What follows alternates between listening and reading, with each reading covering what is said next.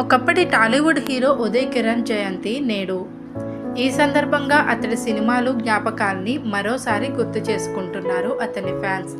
హైదరాబాద్లో పుట్టి పెరిగిన ఇతడు టీనేజీలోనే ఇండస్ట్రీకి వచ్చేశాడు. చిత్రంతో బ్లాక్ బస్టర్ హిట్ కొట్టి ఓవర్ నైట్ స్టార్ అయిపోయాడు.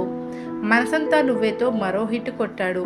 కాకపోతే ఆ తర్వాత బ్యాడ్ లక్ మొదలైంది. చాలా సినిమాలు చేస్తూ వచ్చాడు కానీ సరైన హిట్ లేకపోయేసరికి డీలా పడిపోయాడు.